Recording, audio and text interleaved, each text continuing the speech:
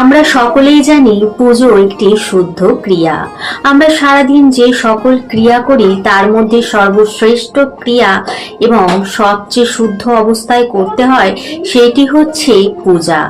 এই পূজার সময় আমাদের কিন্তু খুব শুদ্ধ আচার মেনেই তারপর পুজো করতে হয়, অর্থাৎ কোনো নোংরা বস্ত্র পরে কিংবা স্নান না সেরে কখনোই পুজো করা উচিত নয়, এটি কিন্তু শাস্ত্র বলছে।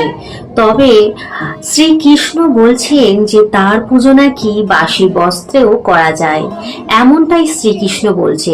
আজকে আমরা সেটাই জানবো যে শ্রীকৃষ্ণ কেন বলছে আমার পুজো তোমরা বাসি বস্ত্রে করো।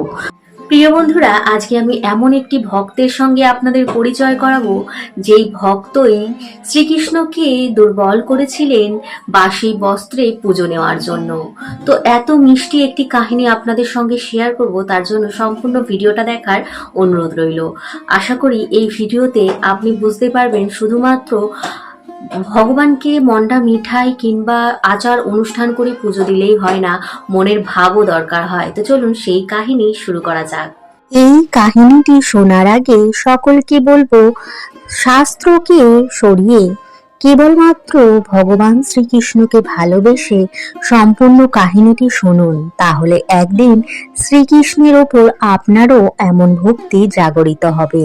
আজ আমি আপনাদের বলবো শ্রী জগন্নাথ দেবের এক মহিলা ভক্তের কাহিনী, যে কিনা ছোট্টবেলা থেকে কৃষ্ণ ভক্ত, যার সারাটা দিন কৃষ্ণ সেবায় কেটে যেত। তিনি তার বাবাকে ছোটবেলা থেকে পূজায় সাহায্য করতে করতে হয়ে ওঠে বিশাল কৃষ্ণ ভক্ত। এই রকম চলতে চলতে একদিন তার পিতার মৃত্যু হয়ে যায়। পিতার মৃত্যুর বশে পুরী শ্রী জগন্নাথ দেবের মন্দিরের কাছে একটি ছোট্ট কুটিরে এসে বসবাস করতে শুরু করলেন। তিনি প্রতিদিন নিয়মিতভাবে মন্দিরে যেতেন জগন্নাথ দেবকে দর্শন করতে, কারণ এটি তার নিত্যদিনের ক্রিয়া বলেই তিনি মনে করতেন। যেমন কিনা খাওয়া দাওয়া, শোয়া, স্নান, কাপড় জামা কাচা, যেরাম আমাদের কাজ থাকে সেরাম এটিকেও তিনি একটি ক্রিয়া বলে মনে করতেন। তার কোনো সন্তান ছিল না, তাই সে শ্রী জগন্নাথ দেবকে নিজের পুত্র মনে করতেন এবং পুত্রের মতন ভালোবাসতেন, স্নেহ করতেন। তিনি যখন মন্দিরে জগন্নাথ রূপী তার পুত্রকে দর্শন করতে যেতেন, নিজের সামর্থ্য মতো নানান প্রকার ফল নিয়ে যেতেন এবং ভগবান জগন্নাথ দেবকে নিবেদন করতেন। এমনই একদিন সেই ভক্তের মনে হলো, পুরোহিত যেই সময় শ্রী জগন্নাথ দেবকে ভোগ নিবেদন করেন, হয়তো তার আগেই ভগবান জগন্নাথ দেবের খিদে পেয়ে যায় এবং পুরোহিত জগন্নাথ দেবকে যে ভোগ দেন তাতে তার খিদে মেটে না। ভগবানের প্রতি এই মাতৃস্নেহ নিয়ে ঠিক তার পরের দিন থেকেই সেই ভক্ত ভোর 3:30 ঘুম থেকে উঠে খিচুড়ি ভোগ রান্না শুরু করেন। তবে অবাক বিষয় হচ্ছে, কোনো ঘর পরিষ্কার নয়, বাসি ঘর এবং সবচেয়ে বড় বিষয় বাসি বস্ত্রে সবার আগে শ্রী জগন্নাথ দেবের জন্য খিচুড়ি বসালেন। এরপর খিচুড়ি রান্নার শেষ হবার পর সেই খিচুড়ি বাড়ির জগন্নাথ দেবের মূর্তির সামনে নিবেদন করলেন। তারপর সেই সময় এক কৃষ্ণবর্ণ অতীব সুন্দর বালক তার সেই ছোট্ট কুটিরে প্রবেশ করে বলল, মা, আমার বড্ড খিদে পেয়েছে, মা, আমাকে কিছু খেতে দাও। তখন সেই মারূপী ভক্ত আশ্চর্য হয়ে ছুটে গিয়ে আসনের ব্যবস্থা করলেন এবং ভাবতে শুরু করলেন এই বালককে তিনি কি খেতে দেবেন। ঠিক তখন তার মনে পড়ল, সে তো ভগবান শ্রী জগন্নাথ দেবকে খিচুড়ি ভোগ নিবেদন করেছেন, তাহলে সেই ভোগটাই এই বালককে খেতে দেওয়া যাবে। যেমন ভাবা তেমন কাজ। তখন সে সেই ভোগটা বালকটিকে খেতে দিল এবং হাতে পাখা দিয়ে তাকে বাতাস করতে করতে সেই বালকের দিকে অপলক দৃষ্টিতে তাকিয়ে রইলেন। সেই বালকের খাওয়া সম্পূর্ণ হলো এবং তারপর সেই বালক বলল, আমি খুব তৃপ্তি পেয়েছি মা, এইভাবে প্রতিদিন আমি তোমার বাড়ি আসব এবং খিচুড়ি ভোগ খেতে চাই। এই কথা শুনে ভক্ত মহিলা মাথা নাড়ে। তারপর সেই বালক কিছু দূর গিয়ে অদৃশ্য হয়ে যায়। এরপর সেই ভক্ত ভাবতে শুরু করলো, কখন আসবে সেই বালক এবং তার বানানো খিচুড়ি ভোগ খেতে দেবেন এবং পাখা দিয়ে তাকে বাতাস করবেন।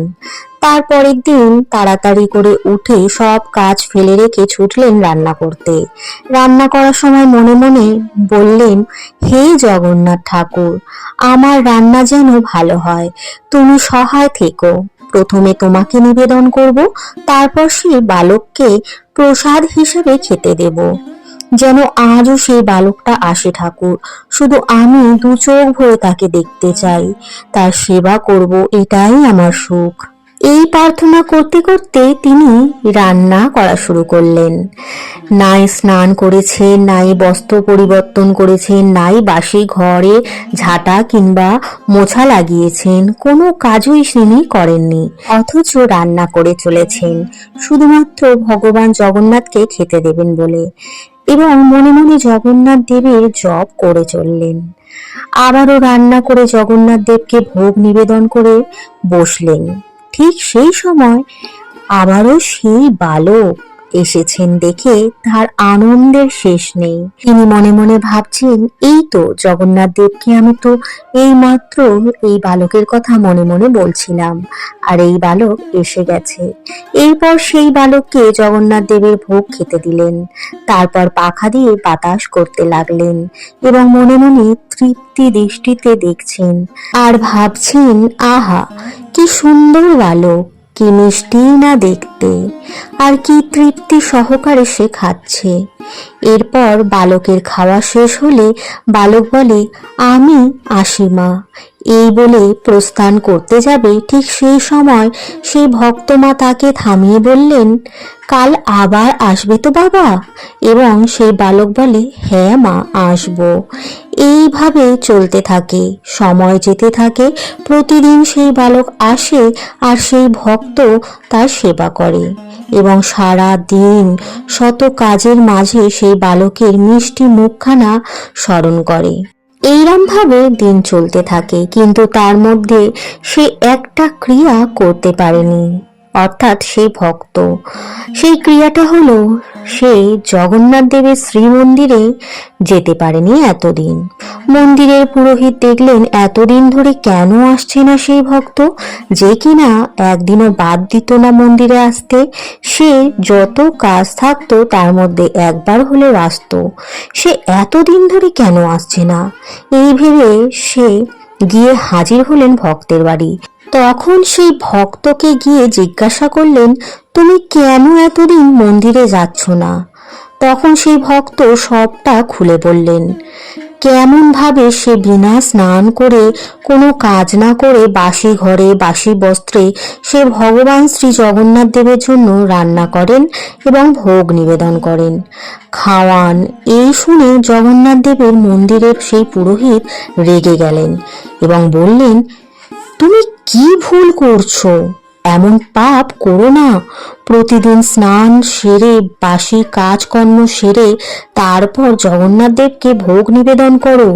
তখন সেই ভক্ত মনে মনে খুব দুঃখ পেলেন এবং এই কাজ করার জন্য ভগবানের কাছে অর্থাৎ শ্রী জগন্নাথ দেবের কাছে ক্ষমা চেয়ে পরের দিন সকালে ঘরের সব বাসি কাজ সেরে স্নান করে তারপর শ্রী জগন্নাথ দেবের জন্য ভোগ রান্না করেন এবং এতে অনেক বেলা হয়ে যায় ভোগ দিতে ভগবানকে। তারপর সেই বালক আসে, কিন্তু একই আজ তার মুখে সেই আশ্চর্য সুন্দরতা প্রকাশ পাচ্ছে না, তার বদলে ক্লান্ত দুর্বল লাগছে। কোথায় সেই মুখের হাসিটা? হাসি মুখটা আর দেখা যাচ্ছে না। তারপর সেই বালককে খেতে দিলেন ভক্ত মা এবং সেই ভোগ বালকটি খেয়ে নিলেন খুব তাড়াতাড়ি।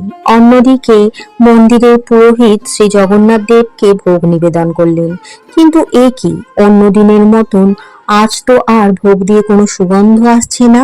তাহলে কি জগন্নাথ দেব তার ভোগ গ্রহণ করলো না? কি অন্যায় করেছে সে, কি অন্যায় হয়েছে তার থেকে। এই বলে মন্দিরে বসে জগন্নাথ দেবের পায়ের কাছে বসে খুব কান্না করতে লাগলেন সেই পুরোহিত এবং বলছেন, হে জগন্নাথ, আমার কি ভুল হয়েছে? এরপর তিনি দেখলেন জগন্নাথ দেবের মুখে খিচুড়ি লেগে আছে। এরপর সেই পুরোহিত রাত্রিবেলা স্বপ্নাদেশ পান এবং সেই স্বপ্নে দেখেন শ্রী জগন্নাথ দেব বলছেন, আমি সেই মায়ের বাড়ি প্রতিদিন ভোগ খেয়ে আসি এবং সেই মায়ের ভোগে এত স্বাদ, আমি সেই ভোগই খেতে চাই প্রতিদিন। তারপর থেকে অর্থাৎ সেই দিনের পর পুরোহিত গেলেন তার বাড়ি অর্থাৎ সেই ভক্ত মায়ের বাড়ি এবং গিয়ে সেই ভক্ত মাকে বললেন, তুমি যেমন ভাবে প্রতিদিন শ্রী জগন্নাথ দেবকে ভোগ নিবেদন করতেন সেইভাবেই তুমি এবার ভোগ নিবেদন করো, কিন্তু সেই ভোগ তুমি শ্রী জগন্নাথ দেবের শ্রীমন্দিরে গিয়ে নিবেদন করো, এটাই হচ্ছে শ্রী জগন্নাথ দেবের ইচ্ছা। এরপর থেকে সেই ভক্তমা প্রতিদিন জগন্নাথ মন্দিরে গিয়ে ভোগ রান্না করতেন বাসি বস্ত্রে। সেই মা কর্মাবাই নামে পরিচিত। আজও সেই মন্দিরে অর্থাৎ শ্রী জগন্নাথ দেবের মন্দিরে কর্মাবাইয়ের খিচুড়ি প্রচলন রয়েছে, অর্থাৎ তিনি যেরম ভাবে খিচুড়ি রান্না করতেন তেমন ভাবে কিন্তু এখনো সেই খিচুড়ি রান্না হয়ে থাকে। তো প্রিয় বন্ধুরা, কেমন লাগলো এই ভক্তের কাহিনী? যদি এই ভক্তের কাহিনী শুনে আপনার চোখেও জল এসেছে তাহলে লাইক, কমেন্ট, শেয়ার করতে ভুলবেন না। পাশে থাকার জন্য সাবস্ক্রাইব করতে ভুলবেন না। বেল বাটনটাকে অবশ্যই প্রেস করে দেবেন যাতে আমার ভিডিওর প্রতিটা নোটিফিকেশন আপনাদের কাছে সবার আগে পৌঁছে যায়। তো চলুন, ভালো থাকুন, সুস্থ থাকুন, সুরক্ষিত থাকুন, ভালোবেসে বলতে থাকুন হরে কৃষ্ণ, রাধে রাধে।